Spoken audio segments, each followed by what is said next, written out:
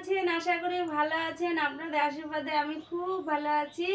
এই যে দেখেন সকালবেলা কিন্তু রান্নাবাড়ি হয়ে গেছে। কি রান্না করছি আপনাদের দেখানোর জন্য সব কিছু রেডি করে বসছি। কারণ হচ্ছে আমাদের কিন্তু সকালেই রান্না হয়, হঠাৎই রাত্রেবেলা করি, আর যেদিন আমি ছুটি নেই সেদিন দুপুরবেলা রান্না করি। কিন্তু আমাদের সকালবেলায় বেশি রান্না হয়।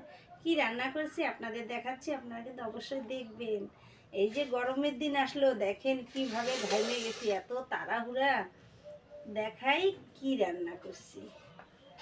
এই যে দেখেন, দেখেন আজকে কি করছি, মাছের ঝোল করছি। কারণ হয়েছে আপনার দাদা ভাই কালকে রাত্রে মাছ নিয়ে আসছে, আইসে মাছটা বলে কি ভাইজে রাখো, ধুয়ে টুয়ে নিয়ে ভাইজে রাখো, সকালে রান্না করো। কারণ হচ্ছে রাত্রেবেলা না রান্না করতে, মানে সারাদিন এত কাজকর্ম করি না, রাত্রেবেলা রান্না করতে একটু ঝামেলা ঝামেলা মনে হয়। আর তার মধ্যে হলো দুপুরকার তরকারি ছিল, দুপুরকার বলতে কালকে সকালে।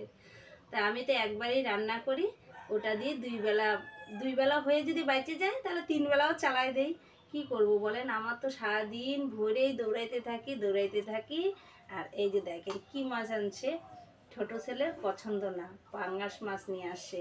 কারণ হচ্ছে বাজারে গেছে মাছ আনতে, অনেক দাম দেখছে, ওই জন্য এই মাছটারও অনেক দাম, তাও নিয়ে আসছে, অল্প করেই নিয়ে আসছে। এই যে দেখেন কি দিয়ে করছি, কোয়াশ দিয়ে, আলু দিয়ে, বেগুন দিয়ে। মশলা কি কি দিছি, ধনিয়া পাতা পেস্ট করে দিছি, আদা পেস্ট করে দিছি, জিরার গুঁড়া, লঙ্কার গুঁড়া, হলুদ লবণ তো লাগবেই, সেটা মানে না বলার মধ্যেই। আর এখানে দেখেন আবার এই যে রাতে যে আবার রান্না করছি, এই যে রাতেরও ভাত থেকে গেছে। কি করব, এখন রাতের ভাতটাই আগে খাবো। আর হচ্ছে গরম ভাতও রান্না করছি। এই যে দেখেন এখানে গরম ভাতও রান্না করছি, এই যে অল্প করে চাল নিয়ে করছি। কারণ হচ্ছে রাতের ভাতটাও থেকে গেছে, কারণ ভাতটা আমি কমই করি। আর হইলো তরকারিটা একটু বেশি করি, কারণ তরকারিটা তো একটু গরম করে রাখা যায়।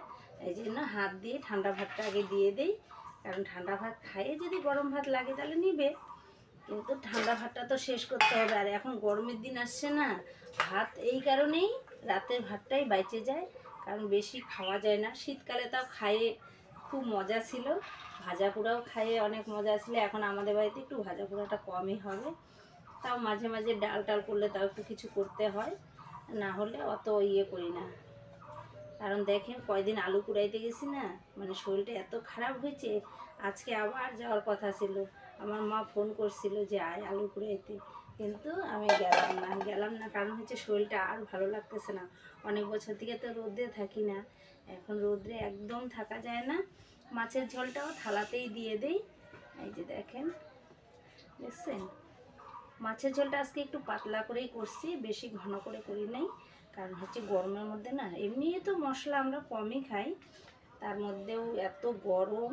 এই যে গরমের দিন আসলো, এটাই হয়ে যায় সমস্যা গরমের দিনে।